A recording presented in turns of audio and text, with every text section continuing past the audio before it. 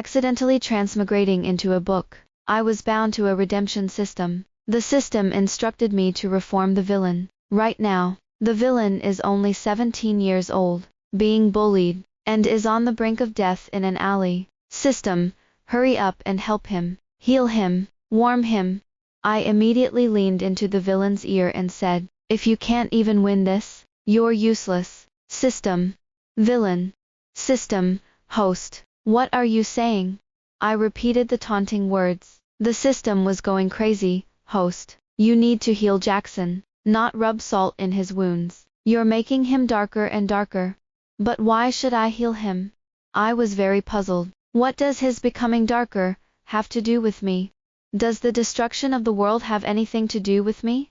If everyone's going to die, let's all die together. I'm no saint. The system was left speechless by my retort. I laughed. Before transmigrating, I was a professional villainess. I rarely said anything polite. The boy before me had just been beaten up, and was weakly leaning against the wall. He had his eyes closed, probably unconscious. I reached out and randomly felt around his body. System. Host. Are you going to take him to the hospital? Have you finally come to your senses? Jackson will definitely thank you when he wakes up.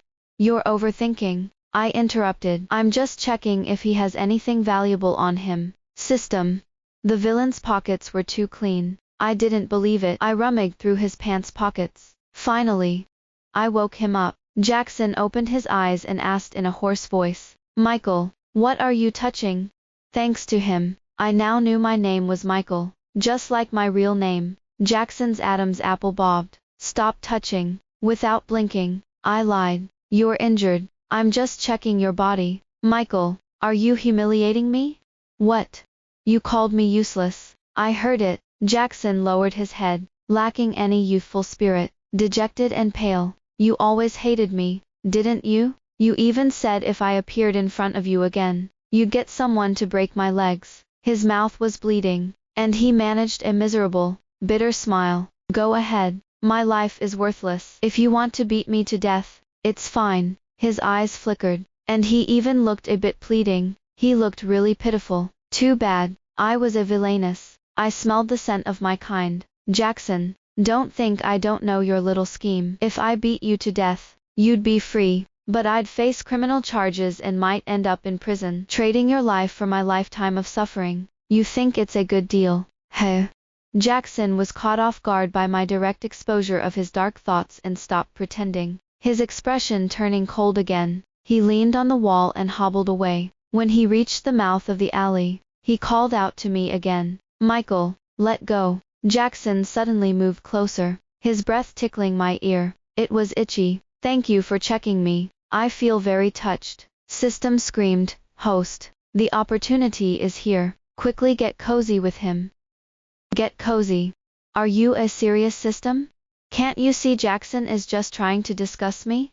According to him, Michael and Jackson had a very bad relationship. It's possible the original host used to bully him. If the original host were here, she would have screamed and cursed him out as a pervert. Jackson wanted to see Michael lose her composure. Too bad, he picked the wrong opponent. I leaned in and whispered in his ear, don't mention it, you little dog. Jackson was stunned. He watched my departing figure for a long time, unmoving. Back home, I reviewed the current situation. This is a sweet romance novel, including elements like chasing after a lover and broken mirrors reuniting. My name is Michael, a campus beauty and the daughter of a wealthy family. Definitely a heroine's role, right?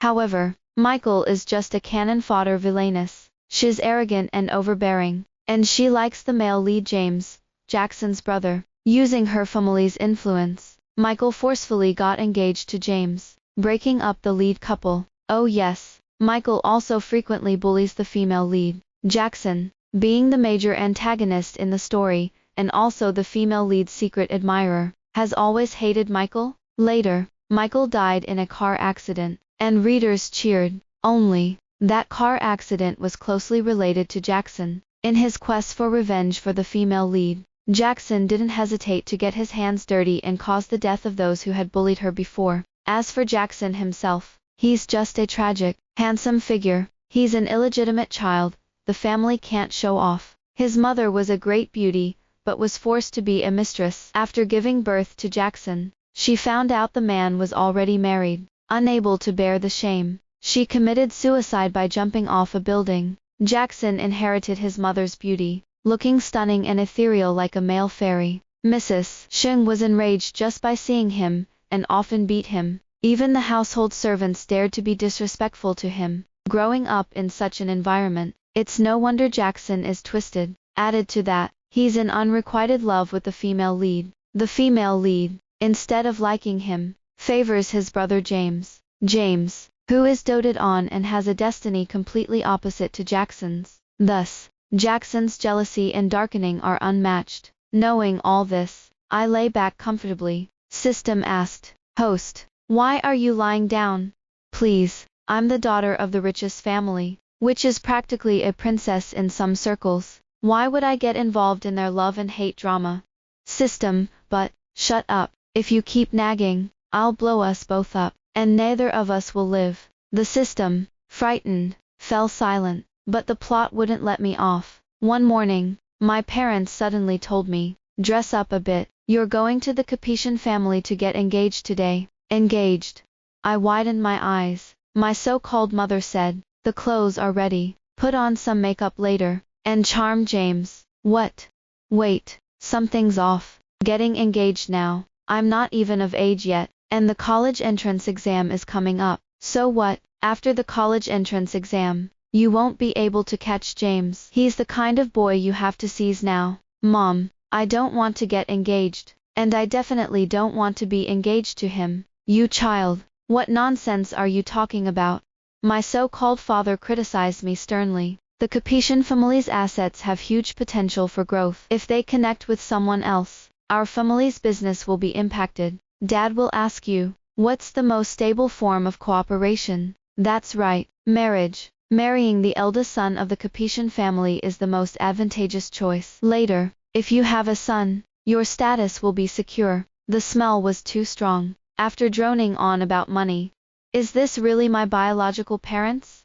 Seeing me unmoving, my father urged, "What are you waiting for? Hurry up." I rolled my eyes and put on a docile expression. "Okay, Mom and Dad, I'll make sure not to disgrace myself. I'm the villainess. I won't let them have their way." To welcome us, the Capetian family had decorated the villa beautifully. It was clear they valued this cooperation. I saw the male lead James. He had an air of superiority. I wasn't interested in such self-important boys. During the elders' pleasantries, James suddenly walked over to me and whispered, "Michael, I've told you I don't like you. Why do you still cling to me?" I looked at him in surprise. James had a look of disdain. "I know your intentions. You want to be with me, but since I disagree, you use family cooperation to pressure me. Do you like me that much?" Confucius was right. Women and petty people are hard to deal with. Big brother, do you think quoting famous sayings suddenly is cool?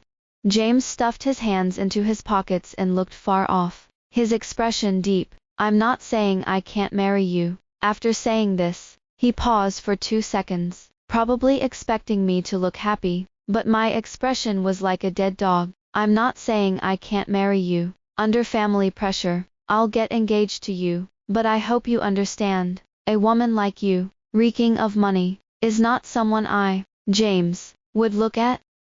Idiot, what did you say?"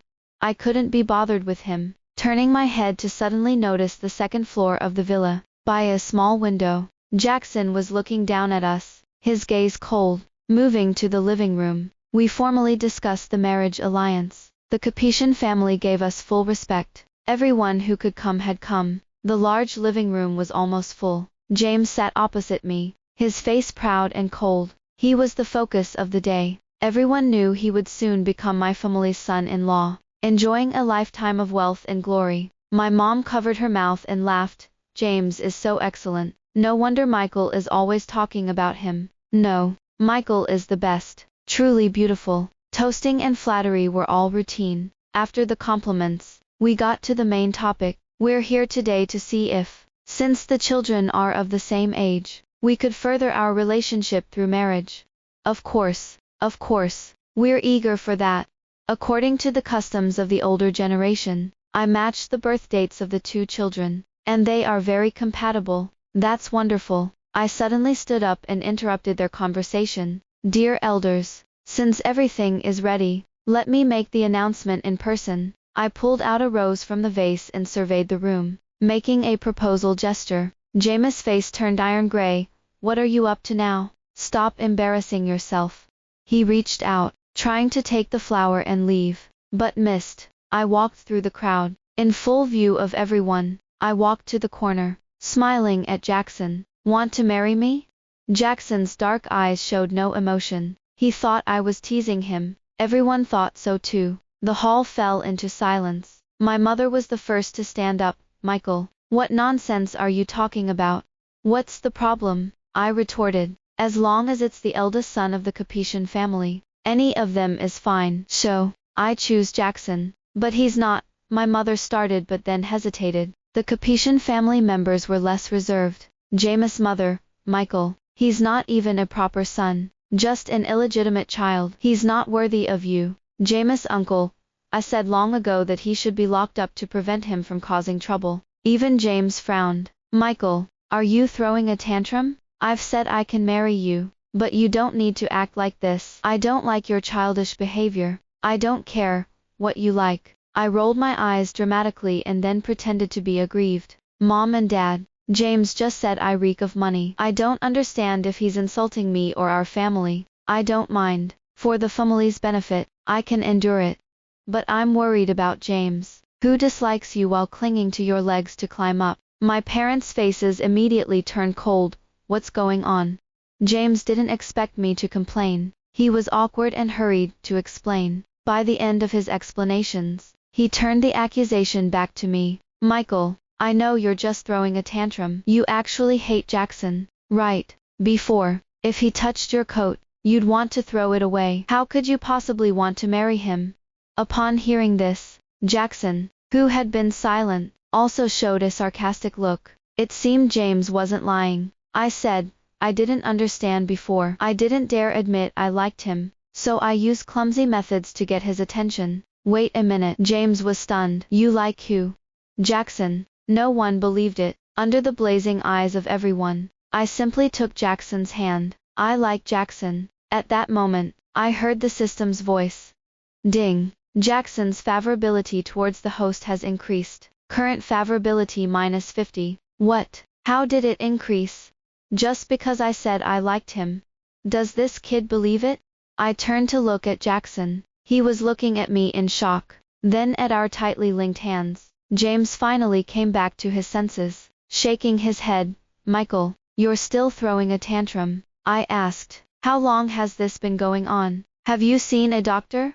James, stop talking nonsense. Even if you want to marry Jackson, it depends on whether he's willing. He probably avoids you. I'm willing. Jackson interrupted him crisply. The boy's voice was cold but firm. He looked around at the stunned gazes of everyone. I said, I'm willing. Jackson indeed had no reason to refuse, because we were kindred spirits. As villainous antagonists, we just like to add trouble, especially to the hypocritical elites in this room. Their discomfort was our pleasure. At this moment, Evrion's expressions were like they were constipated, and I was extremely pleased. I lightly scratched Jackson's palm, originally meant to be a gesture of, let's cooperate happily, but Jackson stiffened. The system reported again. Ding. Jackson's favorability towards the host has increased. Current favorability -40. Scratching increases favorability. Is Jackson a cat? I maliciously scratched again. Ding. Jackson's favorability towards the host has increased. Current favorability -30. Scratched again. He withdrew his hand to stop me from scratching. This engagement cooperation ended inconclusively. Before leaving the Capetian villa, Jackson suddenly shoved something into my arms. I smiled and asked, a token of affection. Michael, the audience has left. No need to act anymore. He returned to his original indifference and turned to leave. The bag opened, and inside was disinfectant hand sanitizer. Why give me this? A sudden memory flashed in my mind. The original host hated Jackson. Every time she accidentally touched him, she would wash her hands obsessively. So that's what he meant. He was mocking me. My competitive spirit was ignited again. You mock me, I'll disgust you. Wait, Jackson. The boy stopped. I ran up and hugged him tightly. Not only hugged, but I also pinched his waist, because when the wind blew, his t-shirt outlined his shape. His waist was so thin. Pinching this was purely to feel. Although his waist was thin, it was quite solid. Jackson was completely stunned. Only after I closed the car door did I hear the flood of alert tones. His favorability kept rising and falling, fluctuating wildly. It was clear that Jackson's emotions were quite volatile, so I decided to mute the system notifications. In the front seat, my father's anger had flared up. Michael, are you trying to embarrass me on purpose today? I'd have been better off raising a piece of char siu. That's a valid point, but Dad, char siu can't get married. The Civil Affairs Bureau doesn't allow it. I grinned and said, don't be angry. As long as the heir isn't James, I won't have to marry him, right? Impossible. Besides James, they have no other choice. That illegitimate child has no chance at all. Give me 3 years. By then, we can discuss the marriage alliance again. I knew the original plot. 3 years later, James' mother would be seriously ill and unable to assert her dominance at home. That would be Jackson's best chance to make a name for himself. After all, to Mr. Shum, an illegitimate child still shares his blood. He usually doesn't like Jackson, but he's only going along with his wife's wishes. From now on, I would reform Jackson. Making the antagonist inherit the family business and disrupting the original plot was part of my job as the scheming female supporting character.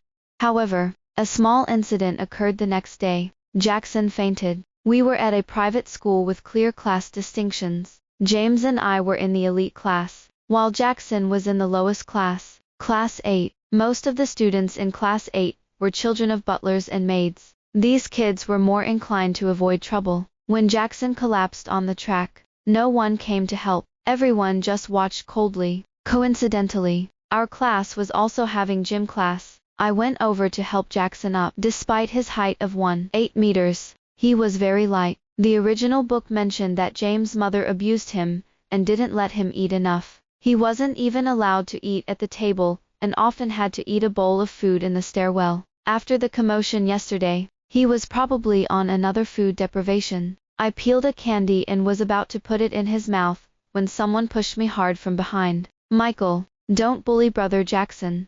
The heroine has arrived. Ella wasn't particularly pretty, but she was cute and delicate, with a fair and tender face. She matched the stereotypical image of a romance novel heroine. She was a head shorter than me, with her cheeks puffing in anger. So this is what they mean by the heroine looking like a pufferfish when angry. Stop bullying brother Jackson. I'll protect him while I'm here. Where did you see me bullying him? Still trying to argue. If you weren't bullying him, why would he have fallen to the ground? Open your eyes and see. He fainted, not fell. Ella was instantly upset. Did you knock him out? Michael, how could you be so cruel? Ella started crying with a soft, sweet voice. I shouted, yes, I'm the one who knocked him out. If you keep blabbering, I'll knock you out too. She was stunned and didn't dare make a sound for a while. Is there any boy who can take him to the infirmary? I looked around. The boys all avoided my gaze. Helping Jackson meant offending James, and they didn't dare. Only the saintly heroine Ella liked to play the justice crusader. Otherwise, how could she be Jackson's only light and attract James' attention? But unfortunately, she was only good at talking. I sighed and carried Jackson myself. The 5-minute walk to the infirmary took me nearly half an hour. This damn school. Even the teachers just watched coldly. I helped Jackson not only because I wanted to train him, but also because I understood the feeling of being ostracized and not having enough to eat. In some ways, we were very similar. On the way, Jackson seemed to wake up once. Seeing that it was me carrying him, he was so surprised he couldn't speak, then fell back into unconsciousness. Ella also followed to the infirmary. After I got Jackson settled, I went out to buy a bottle of water. When I returned, Jackson was already awake. Before I could go in, I heard Ella say, "Brother Jackson, it's great that you're okay. It was worth my effort to get you to the infirmary." I found it somewhat amusing. She had just followed me, so what effort had she made?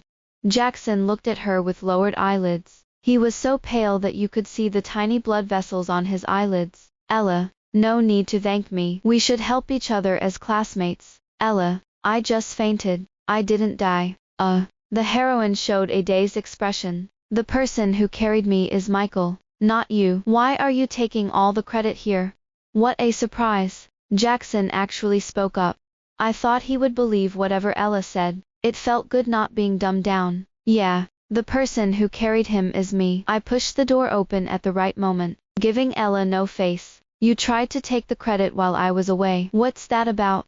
Ella's face turned a mix of white and red before she fled. I handed a bottle of water to Jackson. The doctor said you have low blood sugar. You'll feel better after the IV drip. Once it's done, I'll take you out for a meal to make up for it. Jackson didn't take it, looking at me warily. Michael, what are you up to this time?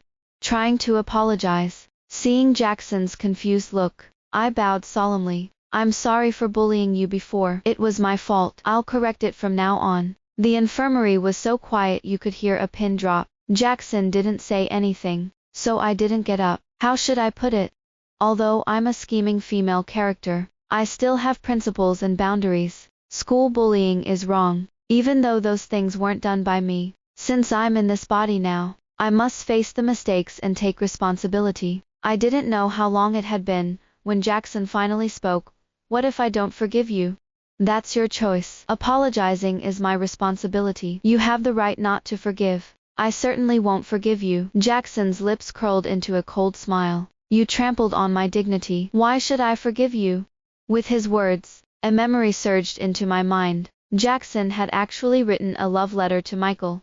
It seemed that during the first year of high school, Jackson had fallen in love with Michael at first sight. It was his first crush. He wrote a letter expressing his youthful feelings, but Michael read it out loud in front of everyone and has been mocking him since. Since then, Michael had been ostracizing him. Jackson's love turned into hatred for Michael. Later, Ella became the only person who treated him well, and that's when he gradually started liking Ella. How melodramatic. I fell silent, and Jackson didn't speak again. Just then, Ella came back, breaking the silence. She brought several classmates and pointed at me. It's her. She knocked out Brother Jackson. I almost wanted to see if I could extract her brain. The doctor said it was low blood sugar, and she didn't listen at all. Ella, if you don't know what low blood sugar means, you can check it on Jihu. Before I could finish my sentence, Jackson spoke. Yes, it's her. He raised his head, his lifeless gaze meeting mine. It's Michael, who hit me. I regretted not stepping on him when he fainted. At the end of the school day, once Jackson had recovered, he was assigned to clean the campus. I looked at his still somewhat struggling, thin figure. I cursed under my breath, but still walked over and grabbed his collar. Jackson, what was that in the infirmary today? Nothing much, he said with a very voice. I know we're not exactly good people, but I helped you, at least for now. We're allies. How can you just betray me like that? He didn't say anything and continued sweeping. Sweep, sweep, sweep. If it tires you out, so be it. I turned to leave. The classmates Ella brought don't like me. He suddenly spoke, making me stop. She naively thought those friends were good people, but she doesn't know they all dislike me. I asked, so what? As long as I'm being beaten by you, you won't be isolated by everyone because of me. I was stunned. The evening breeze blew, and the young man stood straight like a tree about to grow. Jackson lowered his thin, cold eyelids as if he hadn't said that earlier. You're helping me. He neither admitted, nor denied it. I asked again, why help me? He said, because you're not Michael. His words left me stunned. You? What are you talking about? You're not Michael, Jackson repeated. The body is, but the soul isn't. How do you? I can feel it. You're very different from Michael. At this point, there was no point in denying it. When did you figure it out? In the alley, when you checked the body. That was the first day I arrived here. According to the original book setting, Jackson was extremely smart. You can't be an antagonist without being smart. It seems this is the kind of insight a smart person should have. It's impossible not to recognize a familiar face even if it has a new chip inside. Right. Now I understood why At first, Jackson wanted to scheme against me and make my life difficult, but later, he no longer showed hostility towards me. Curious, I asked, aren't you afraid of this strange situation? He shook his head. What's the use of being afraid? That's true. At this point, fear is the most useless emotion. Jackson, since you know, let's work together. Work together on what? To study hard. He sneered. Is it necessary? I'm not cut out for studying. Wrong. You're very smart. Smarter than anyone I've ever met. I'll tutor you. And you just need to be better than James. Why? What's your goal? I don't want to marry James. I picked up a broom and started sweeping with him. I'm not the Michael you know. I don't like James. In fact, I dislike him. I don't want to be a pawn in a marriage alliance. So I'm going to resist. Isn't that what you want too? I stared directly at him. You don't want to be a useless person, to be bullied, or to faint from low blood sugar. Becoming better is our only way out, Jackson said. Even so, the Capetian family won't give me a chance. How would you know without trying? The Capetian family is made up of businessmen. They care most about benefits. Moreover, even if you don't stay with the Capetian family, you can develop elsewhere and won't have to look at others' faces. Jackson was silent for a long time. Finally, he agreed to the cooperation. Before leaving school, Jackson said, I have one last question. Go ahead. I thought he would ask for detailed plans, but he asked, what was your original name? The setting sun fell into the young man's pupils, like a golden flame. I replied, just Michael. It turned out that Jackson had deliberately performed poorly in school before. He didn't want to stand out and attract James' mother's resentment. Since the cooperation, he began to show his real abilities. His rankings kept improving in each test. This school didn't have evening classes. Most kids were going abroad and didn't need to work so hard. Every day after school, I dragged Jackson to the library. He no longer had time for fights. We would study together late into the night. Jackson would see me home, and only after my bedroom light was on would he leave. As for Ella, her lies were too clumsy. Jackson completely ignored her. With summer approaching, the college entrance exam was also drawing near. While doing problems in the library, I nodded off. When I woke up, I found Jackson's jacket draped over me. He was staring at me intently. In his eyes was a softness I had never seen before. Seeing me awake, Jackson quickly looked away and pretended to work on problems. Is this your jacket? He answered awkwardly. If you don't like it, you can give it back. I like it. I snuggled into the jacket. It smells nice. Jackson, did you spray perfume? No. I took a deep breath. It smells like body wash. So pleasant. He didn't speak, but he tightened his grip on his pen. Jackson's ears turned red. Although he was an antagonist, he was still just a high school student. How bad could he be? I leaned closer to his ear and asked, Jackson, what body wash do you use?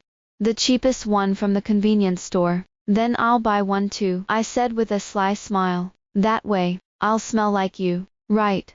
With a rip sound, Jackson's pen tore through the paper. I couldn't help but be touched. My unusual behavior had attracted my family's attention. On a weekend morning, after having breakfast, I was heading out to meet Jackson to work on some papers. Suddenly, my mother said, Michael, you've changed. My heart skipped a beat. As parents, they couldn't have missed the fact that their daughter had undergone a significant change. I forced myself to stay calm. Changed in what way? You've become more diligent. You no longer seek out fun and haven't asked me for pocket money in a long time. You used to spend 100,000 every month. It's the final year of high school. If I don't work hard now, it'll be too late. My mother looked at me, her eyes gradually becoming red. That's not it, Michael. You've become more like your old self. What does that mean? I had a vague feeling that her words carried a deeper meaning. As parents, if their attitude toward their daughter wasn't good, could there be something more to it? The doorbell suddenly rang. James was standing outside. He was holding a bouquet of roses. Michael, the weather is nice today. How about going for a walk in the park with me? He was trying to win me over. It was probably his mother's idea to send him to cling to me, but I could see his unwillingness in his eyes. No, thanks. Why not? We can go to your favorite restaurant for lunch. Move aside. You're in my way. Repeated refusals finally angered the young master. Michael, I've given you enough face. I've come to ask you out. What more do you want? I don't like you. Can't you understand that? Oh, you're sulking. Heh. I heard you've been close with Jackson lately. Are you trying to make me jealous? He smirked, his smile wicked. The cat and mouse game is getting old. You can come back to me now. Behave, and I might consider getting engaged to you. Shut up, you idiot. I couldn't take it anymore, and poured the bouquet over his head. The flowers were wet, messing up his carefully styled hair. I feel sick just looking at your face. Do you think you're handsome? Handsome, my foot. You talk so slickly. It's like your family sells cooking oil. You're arrogant, greasy, and annoying. I warn you, if you bother me again, next time it won't just be flowers on your head. James was stunned by my barrage of insults. Coming back to his senses, he angrily grabbed me. How dare you insult me? He was stronger, being a boy, and almost toppled me over. At that moment, Jackson charged out and landed a punch right on James' face. Don't touch her.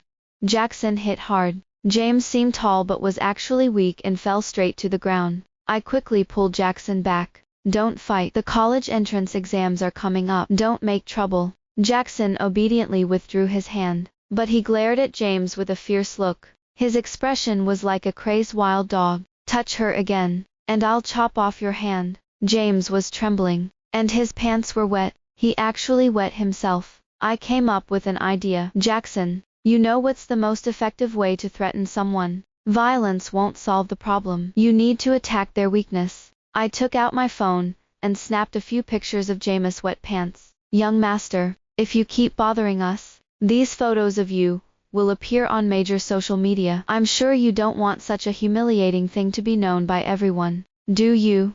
James completely broke down and begged me not to post them. After he fled, I hooked my arm around Jackson's shoulder. When dealing with someone obsessed with their image, this is the way to go. Target their weakness to be the top-notch villain. Nothing. Let's go. A few steps away, Jackson didn't follow. Michael, did you see me punch him? Yes. Why? Rate it. It was powerful and impressive. Exactly. He nodded, his dark eyes fixed on me. So, I'm not a weakling. I took some time to learn about the original Michael's past. Michael had a car accident 3 years ago. He lost all his memories and his personality changed dramatically. My mother said that he had become more like his old self, perhaps she meant before the accident. Coincidentally, I had been playing the role of a wicked supporting character in various worlds for 3 years. 3 years ago, I didn't know where I was or who I was. Soon, it was time for the college entrance exams. On the eve of the exams, something unexpected happened. I couldn't get in touch with Jackson. To ensure a backup plan, Jackson had been deliberately underperforming in the mock exams, keeping himself around the 20th place in his grade. Even so, it still aroused the suspicion of James' mother. A month before the college entrance exams, James' mother started finding all sorts of reasons to cut his food and pocket money, sometimes even denying him meals. This wasn't hard to solve. I could feed him every day, but why couldn't I reach him?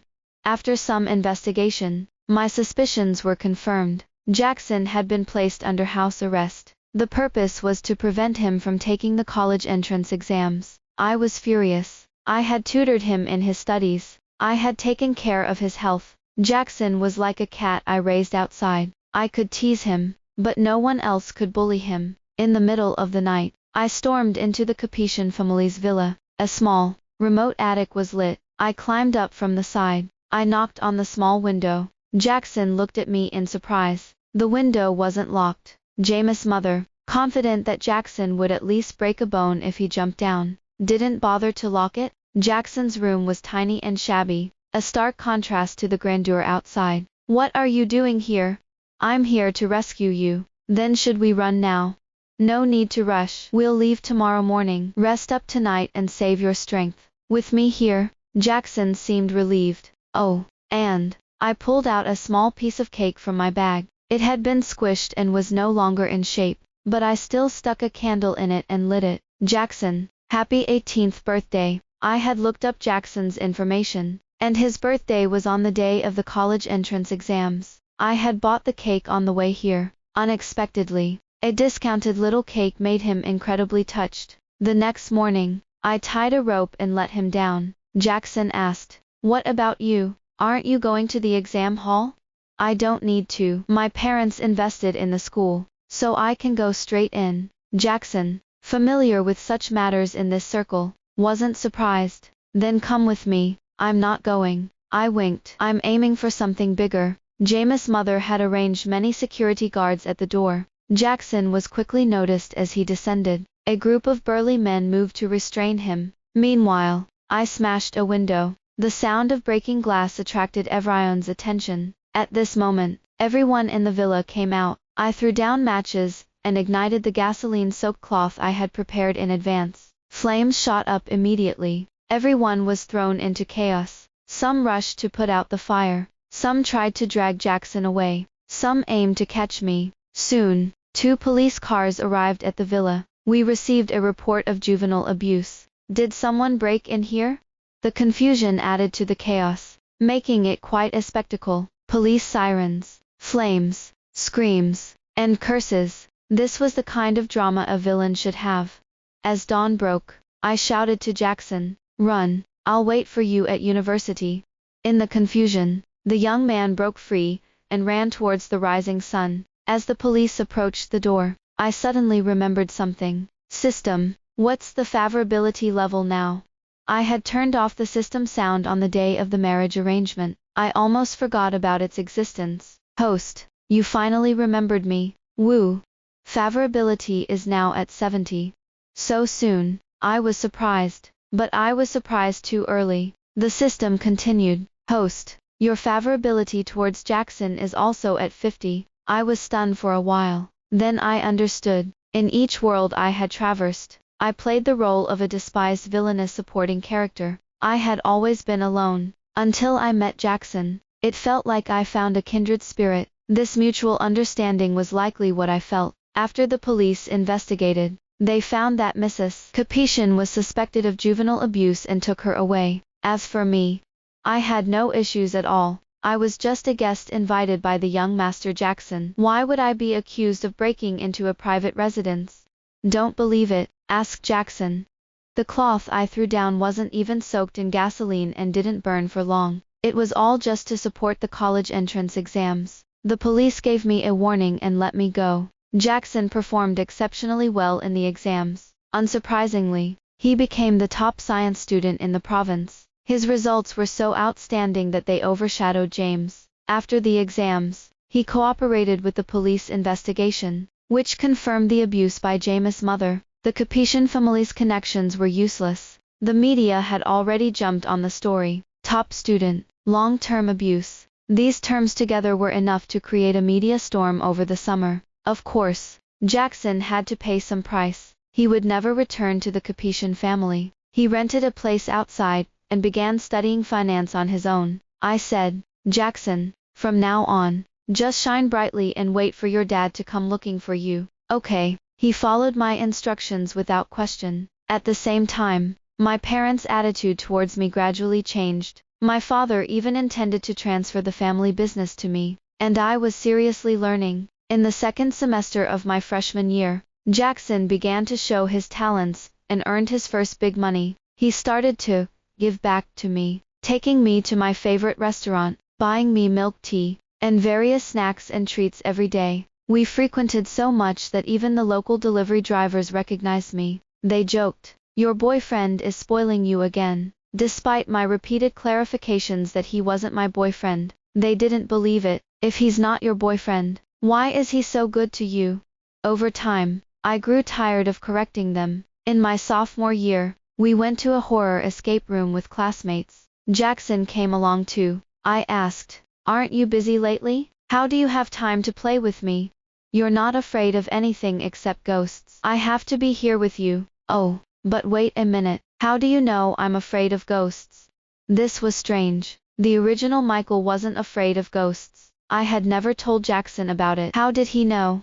Jackson didn't have time to explain as the game began. Everyone immersed themselves in the intense puzzle solving. Jackson was always ahead of me, and the NPCs scared him first. Near the end, I was chosen by the NPC for a solo punishment. I would be locked in a small wardrobe, alone in the dark for 5 minutes. During this time, I had to endure eerie sound effects, like knocking on the door and crying. Just before the wardrobe door closed, Jackson ignored the rules and squeezed in. The wardrobe was so small it could only fit one person. With him inside, the space was instantly cramped, and I had to press my back against the wall and my front against him. The proximity was intense. We could feel each other's breath and warmth. As the horror sound effects started, Jackson put headphones on me. The cheerful melody dispelled my fear. You know, even if heavy rain turns the whole city upside down, I will still hold you. I looked up suddenly. Jackson stared at the wall, pretending to be calm. He was now taller and his features more mature than when he was 17. Oh right, I liked muscular men. He worked out every day and was no longer the skinny teenager from high school. No, his body was just the way I liked it, slim in clothes but fit and toned without them. He had grown into exactly the type I liked. A bit tempting. I'm not one to be shy. If I want to do something, I do it. I reached out and touched his abs. Jackson panicked. What are you doing? Just touching. As soon as I said that, a ghost began to bang on the door, the sound piercing through the music in the headphones. Jackson said, "Don't be afraid. I'm blocking it. Even if it comes in, you don't have to see its face. Just relax and touch." Ding. The system alert sounded. Detected an increase in host favorability towards Jackson. Host favorability towards Jackson has increased further. Hosts. My favorability towards Jackson jumped straight to 90. At that moment, I was very clear. I liked him. When you like someone, you should say it out loud. I didn't want to hide it. Jackson, I need to tell you something. Before that, let me confirm. Do you like Ella? Jackson thought for a moment. He was even a bit unfamiliar with the name Ella. That high school girl. No, I don't like her. I've cut off contact and deleted her from Weshit. Great. The plot had changed. He asked, why are you bringing her up all of a sudden? If you don't like her, Jackson, then I'm going to kiss you. While Jackson was stunned, I stood on my tiptoes and gave him a kiss on the side of his face, and said, I like you. In the darkness, Jackson's Adam's apple bobbed. There was a dark flame in his eyes. It was both desire and longing. I asked with a smile, do you like me?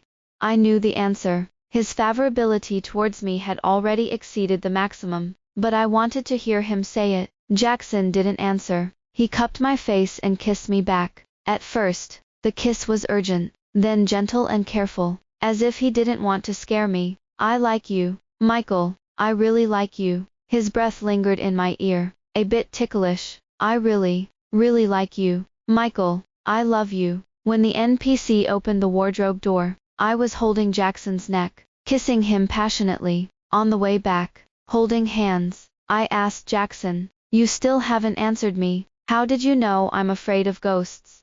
Jackson thought for a moment. Michael, have you ever considered a possibility? What? That you might actually be Michael. I wasn't surprised to hear this. In fact, for years, various signs have pointed to the fact that I am Michael. After the car accident at 15, someone else took over my body. The intruder changed my personality drastically, becoming domineering and bullying the weak. As for me, I lost my memory and had no choice but to play the role of a malicious supporting character in various worlds. My parents were the first to notice. After several tests, they discovered that the usurper had a terrible personality, inherently evil. She took over my body, tarnished my reputation, and refused to be disciplined. So, their attitude towards her became increasingly worse. The most crucial piece of evidence was James. Since I was young, I disliked James. But after the accident, how did I become a fan of James? Now, I'm back. That's why my parents are treating me better and better. No wonder. From the beginning of my transmigration, I felt this body was very familiar. Michael, actually, I've liked you for a long time. What? I was taken aback. In middle school, we knew each other, but you forgot. Jackson looked a bit forlorn. You're different from others. When others bullied me, you taught me how to get revenge. You had quite a few wicked ideas, but I really liked you. I had an epiphany. Jackson had written a love letter to Michael in the first year of high school. That letter was actually meant for me. It's just that at that time, Jackson didn't know that Michael was no longer his Michael. But, wait a minute, isn't this based on a book?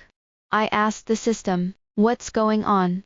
The system finally confessed. The Michael in the book is the transmigrated girl, who was eventually defeated by the native heroine Ella. Why didn't you tell me earlier? You didn't ask me, it retorted, feeling wronged. Since I'm returning home, why are there still tasks? The system said, because with the arrival of the transmigrated girl, the plot has concluded, and the world is set. You're destined for a tragic ending. This system has simulated countless possibilities, and this is the only way to lead you to a happy ending. Congratulations. Task completed. Welcome home. The system left contentedly. It was a good system, though a bit naive, but it had always been helping me. Later, Jackson and I adopted a cat and named it System. During college, Jackson showed exceptional talent, becoming the most sought-after young talent. In contrast, James appeared ordinary. The Capetian family personally invited Jackson back to manage the company. The partners had declared that they would only collaborate with Jackson. Jackson's wealth doubled, and I became the heir to the family. After James' mother fell seriously ill, she passed away shortly after. Perhaps it was retribution. Being in a relationship with Jackson was very sweet, though I was always tired during the day. He tirelessly proved to me day and night that he wasn't a petty person. I regretted saying that comment back then. Had I known I would be punished like this, I would never have challenged his dignity. Later, James and Ella got married. They changed a lot, free from the control of the plot. They finally became normal, well-adjusted people. Everyone found their own ending. At 24, Jackson and I got married. In the golden autumn, we held hands and became each other's family. Whether a protagonist or a supporting character, what does it matter? The future is written by ourselves. We will face the sunrise and stride towards happiness. This story has concluded. Feel free to subscribe to the channel for the latest updates, with a new novel every day.